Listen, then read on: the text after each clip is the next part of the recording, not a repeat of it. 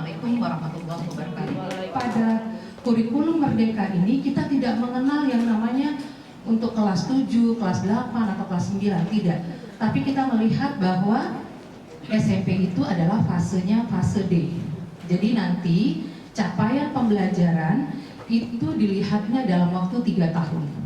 Nah, tadi Bu Remina mengatakan bahwa pada saat nanti Bu Antik menjelaskan tentang CP, itu dianalisa mana yang harus di kelas 7, 8, dan 9. Itu juga ada kata-kata bermakna.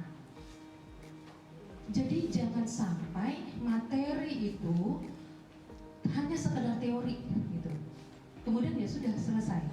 Tapi bagaimana materi itu bisa dimanfaatkan atau diimplementasikan dalam kehidupan sehari-hari.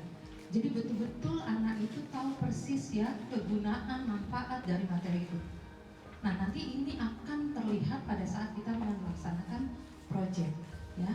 Jadi kalau di IPS kita biasa melihat ada materi demokrasi ya.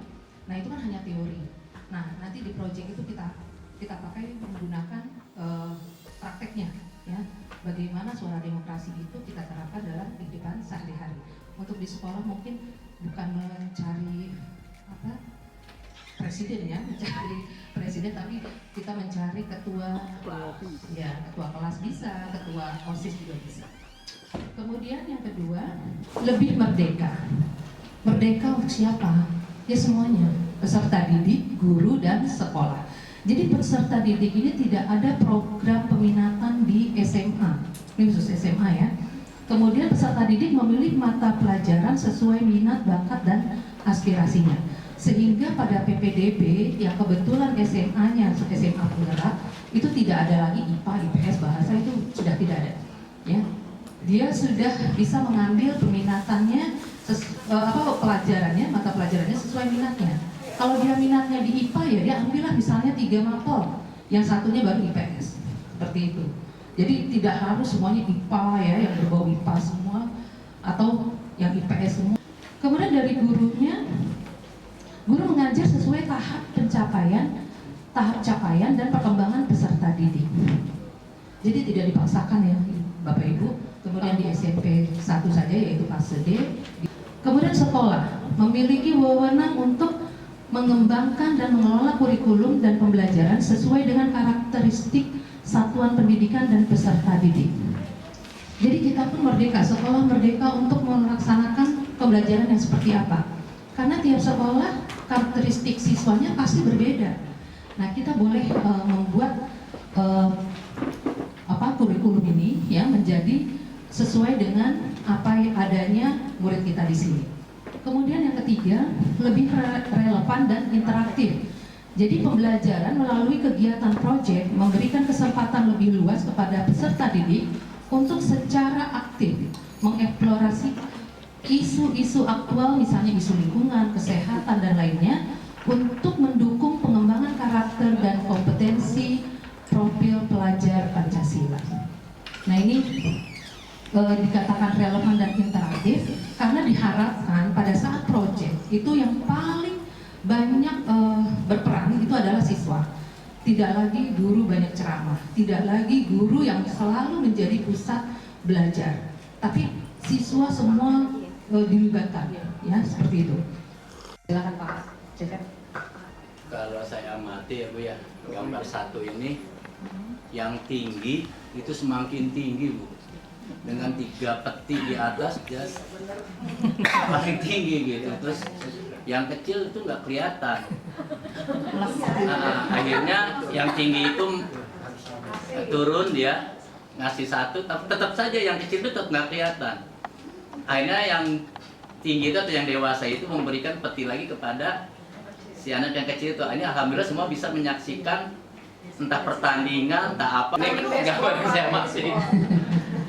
Gimana yang lain? Lebih arahnya ke situ ya. Jadi itu gambaran sistem pendidikan kita.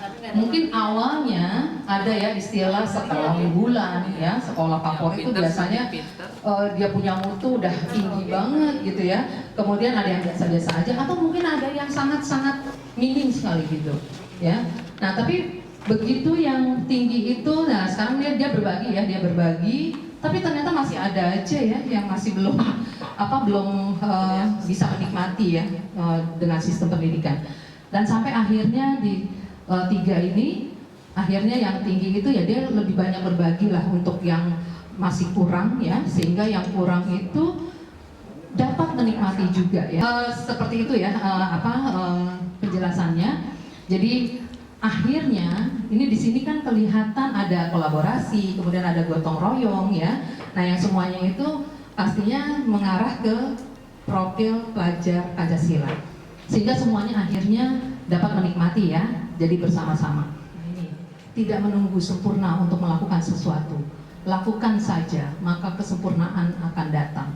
Jadi kalau kita menunggu ya mau sempurna ya kapan? Karena manusia itu emang nggak ada yang sempurna ya Pak Cecep ya, pasti ada kurangnya. Nah di PMM ini itu ada asesmen murid, kemudian perangkat ajar, pelatihan mandiri, video inspirasi dan bukti karya saya. Nah ini kerangka dasar kurikulum merdeka.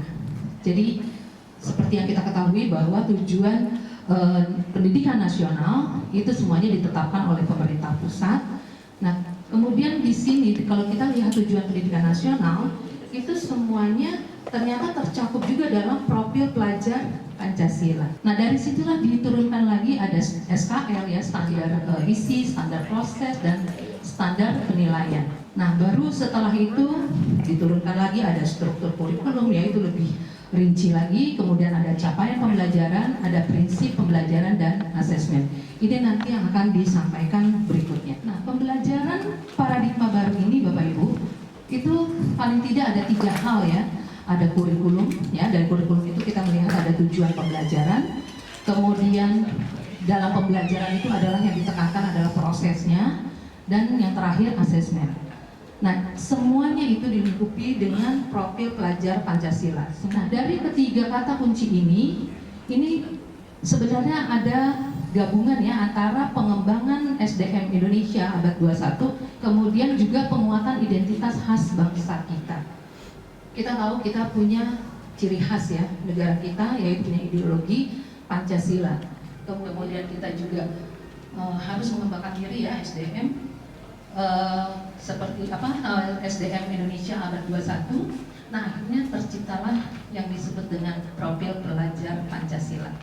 Karena tadi secara ringkas ya, Bu Remina menyatakan tentang dimensi maupun elemen profil pelajar Pancasila. Ini Bapak Ibu, yang pertama adalah apa tadi? Beriman, bertakwa kepada Tuhan Yang Maha Esa, dan berakhlak mulia.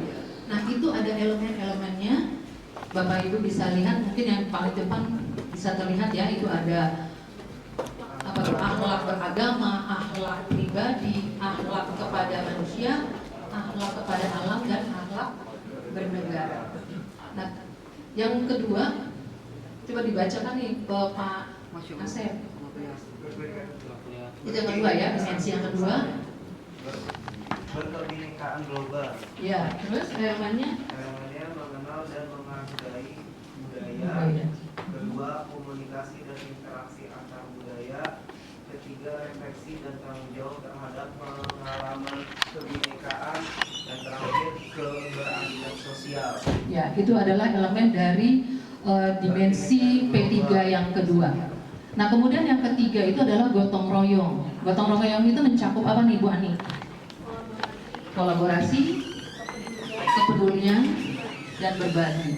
Nah, untuk mandiri apa saja Bu Dia? Pemahaman diri dan situasi, kedua regulasi diri. Iya, pemahaman diri dan situasi serta regulasi diri, dan yang kelima adalah bernalar kritis. Apa saja nih Pak Wawan? Jangan bengong Pak Wawan. Banyak. Hah? Bisa bacanya? Kritis. Bacaan. Nggak bisa. Ya, tapi saya tahu sih kenapa dia bengong, saya tahu alasannya. Dan yang terakhir adalah dimensi kreatif. Dalam menghasilkan gagasan yang orisinal, kemudian menghasilkan karya dan tindakan yang orisinal, kemudian memiliki keluasan berpikir dalam mencari alternatif solusi permasalahan. Jadi CP dirumuskan dalam bentuk fase, bukan dalam tiap tahun ya. Tapi CP juga selalu berpusat kepada siswa. bukan pada ketuntasan materi. Nah, untuk SMP kita melihat di sini fase D, ya, langsung mencakup kelas 7 sampai kelas 9. Nah, ini tadi struktur kurikulum ya. Kurikulum itu ada intrakurikulernya, kemudian ada ekstrakurikulernya, dan ada proyek penguatan profil pelajar Pancasila atau yang disebut tadi 5P5 ya. Iya, P5 panjang banget ya. Nah, kemudian juga kita ada budaya sekolah ya. Biasanya sekolah itu pasti ada budaya sekolah. Jadi ini ya platform yang ada di sekolah penggerak ya. Yang pertama itu rapot pendidikan ya. Rapot pendidikan tadi yang kita ambil dari AKM ya, hasil dari AKM. Kemudian yang kedua platform SDS. Di sini banyak istilah ya Bapak Ibu. Platform SDS atau platform sumber daya sekolah itu yang terdiri dari 3, ada Arkas, ada Siplah, dan Tanya Bos. Untuk Siplah ini sebenarnya baru ya, di launchingnya tanggal 26 Agustus 2021, dan Arkas ini setelah SE bersama itu ya. Kemudian yang ketiga itu platform Merdeka Mengajar ya, Merdeka Mengajar. Kemudian yang 3B-nya juga Merdeka Mengajar, tapi sudah ditambahkan dengan mengajarnya atau pembelajarannya. Untuk platform Merdeka Mengajar ini ada 2 bagian ya. Yang pertama adalah kegiatan belajar mengajar, di mana di sini ada asesmen murid, kemudian ada perangkat ajar. Nah, sedangkan untuk pengembangan guru atau untuk pengembangan diri kita itu ada pelatihan mandiri, kemudian ada video inspirasi dan bukti karya saya. Nah, itu Bapak Ibu kita gunakan ya akun pembelajaran kita untuk masuk ke dalam platform tadi ya, PMM tadi, supaya apa yang menjadi tujuan kita untuk profil pelajar Pancasila ini semakin paham ya Bapak Ibu. Demikian, wassalamualaikum warahmatullahi wabarakatuh. Waalaikumsalam.